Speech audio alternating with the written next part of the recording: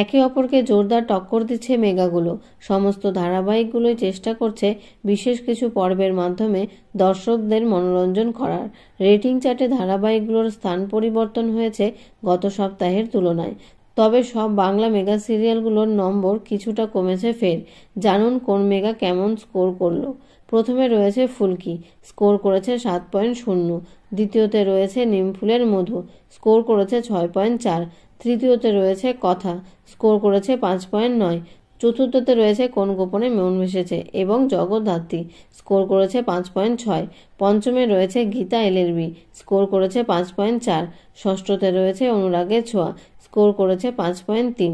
সপ্তমে রয়েছে জল থই থই ভালোবাসা, স্কোর করেছে 5.0। অষ্টমে রয়েছে রোশনাই, স্কোর করেছে 4.8।